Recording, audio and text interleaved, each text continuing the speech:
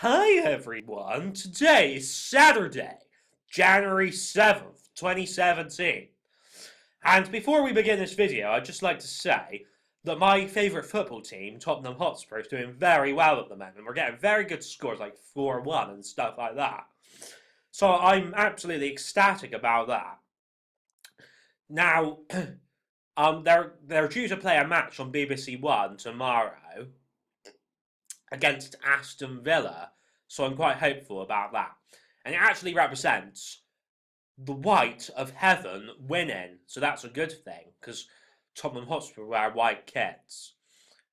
But sometimes they wear blue kits, and that blue represents the blue for Jesus and Israel and Jacob.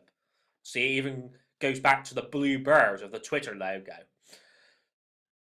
Just like Sam Lavery is a sexy bird. Like, this actually represents the eagle granted to the woman of Revelation 12. This bird does. Because Sam Lavery represents the woman of Revelation 12, known as the Heavenly Woman, also known as Mother Earth. Now, the Groxt one, he says that the woman of Revelation 12 can sometimes be seen as a dog. Now, Sam Lavery keeps posting pictures of herself with these dog ears and this dog nose. Now, she seems to do it more than any other celebrity. Now, whether she realizes it or not, this is actually showing symbolism of the Bible end times coming. Like, see this Happy Wheels guy? He actually represents Angry Grandpa, believe it or not. The anger that Angry Grandpa has comes from Satan. I've said that in a previous video. Now, believe it or not, every single film and TV show that has ever been is just the same story repeated over and over and over again. Like, it's called The Hero's Journey, where most of the time he has a love interest, and most of the time he has an enemy, whether that be one enemy or loads of enemies. For example, in Star Wars, there's loads of enemies, isn't there? Like the Empire is one military force, just like the First Order is one military force. So you see, like, the blue for Israel, Jacob, and Jesus here. There's the white for heaven, and there's the red for Satan, blending the iron with the clay, right there. Blending the evil with the good, and etc., etc. See, Bruce Almighty is the Jesus Christ character. Just like God gave Jesus his powers, God gives Bruce his powers. See that symbolism? That's why Bruce is wearing blue for Jesus. So, in Star Wars, Luke is the Jesus Christ character. In my film, Home Sweet Home, this Henry character is the Jesus character. See, even more examples of blending the iron with the clay right here on this shirt. First of all, there's the red for Satan, there's the blue for Jesus, and there's the green for Islam on Yoda's skin. See all of the greenery with these bushes and this tree. That represents Islam as well. So, like, yeah. And then his father in this movie is the antagonist, the enemy.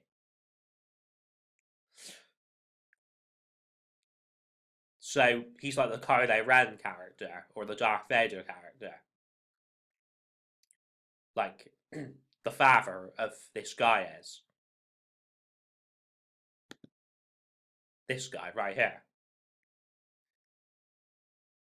He's a drunk in the movie.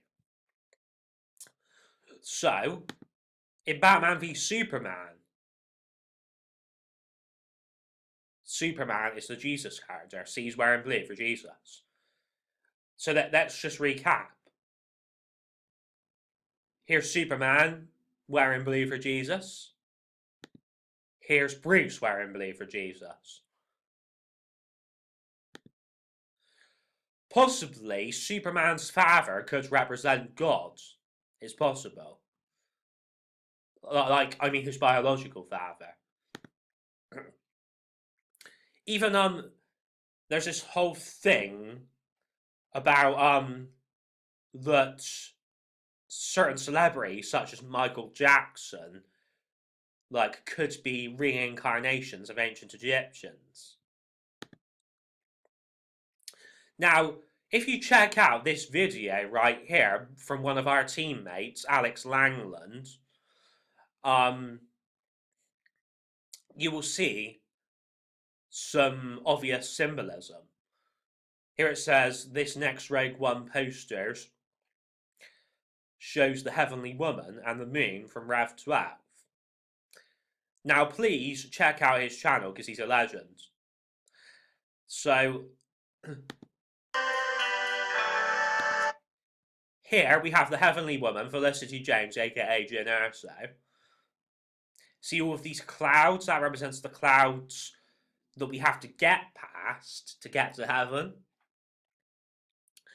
So here she stood on the planet Scarif, and in the background is the Death Star.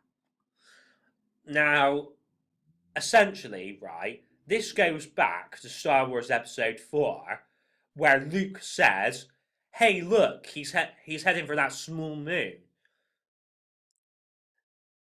In reference to the TIE Fighter heading for the Death Star. Luke actually makes a mistake in calling it a moon because it's actually the Death Star. And that's when Obi-Wan corrects him and says, that's no moon, it's a space station. Now, whether the Death Star is a moon or not, that's kind of beside the point. Because it still looks a bit like a moon. Like, if we just play some more of this.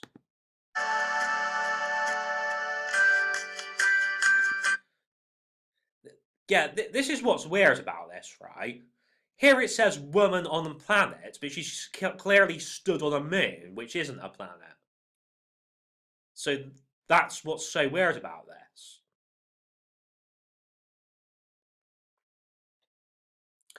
Like, Jyn standing on Scarif, she's not standing on a moon, she's standing on a planet.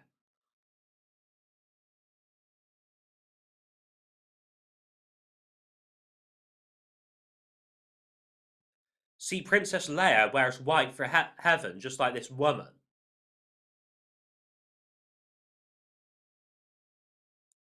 Look, Felicity James, Jyn Erso, Princess Leia, Carrie Fisher, they all represent this heavenly woman of Revelation 12, just like Sam Lavery does. They all have the same hair colour as her, etc., etc.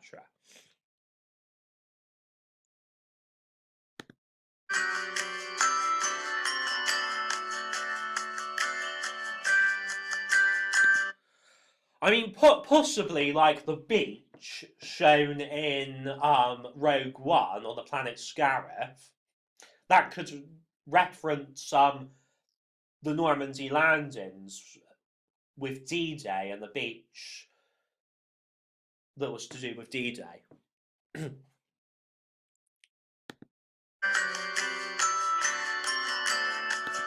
So anyway, you get the point with that. So, Look at this. Yavin 4 was the jungle-covered fourth moon in orbit around the red gas giant Yavin. Well, notice it says red gas giant Yavin. The red for Satan. Like, see, even the fourth moon of Yavin, the fourth, for the fourth age that we're in at the moment. And then also, obviously it says Yavin 4 is a moon.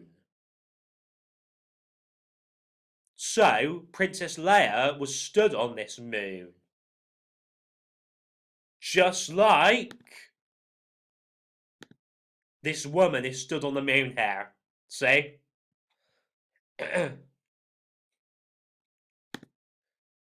And then there's massive things about this hooded figure in Rogue One. Now, let's be honest. When we all first went to watch Rogue One, as soon as we saw the back of this figure, we thought, oh, that's probably the Emperor. But then it turned out to not be the Emperor, and we were a bit disappointed about that. So, look, even the Emperor's royal guards are in this room. Like, and see they're wearing red for Satan. So, some people have the theory that this guy could be Supreme Leader Snoke. But unfortunately, in this movie, he shows no signs of having any affinity with the Force. I mean, could this guy be a politician from Return of the Jedi? Or possibly the prequels? Or could he be an Imperial officer? Like, why does he wear a cloak, though? Because, like, the only other person who wears a cloak, no,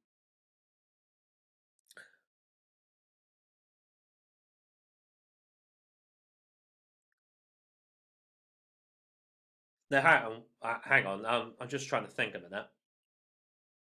Yeah, as I was saying, the only other person who wears a black cloak like this with a hood that I can think of is the Emperor. Because, like, with Kylo Ren and Darth Vader, they wear capes without a hood.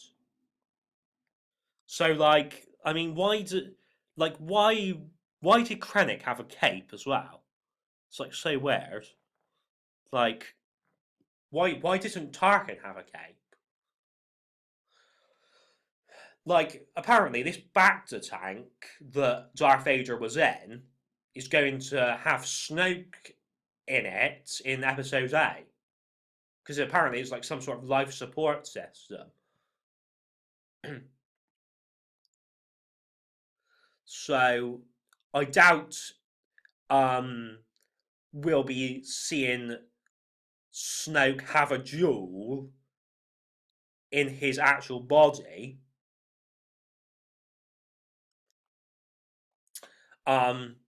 It's probably more likely he'll be having a duel by possessing someone like Rey. Like, that's another thing that links him back to Vitiate, the Sith Emperor from Star Wars: The Old Republic. Because, like, Vitiate can possess people as well. So that may be something that nobody else has thought of.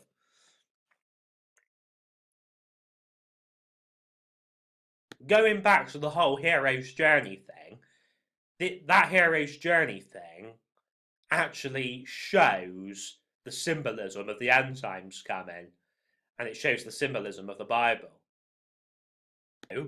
Jennifer Aniston is the love interest in this movie, Bruce Almighty, just like Lois Lane, played by Amy Adams, is the love interest in this Batman v Superman movie. Apparently, Rakata Prime is canon and it's right near Jakku, so that's interesting. And look how similar Rakata Prime looks to Scarif with all the greenery and the tower and such.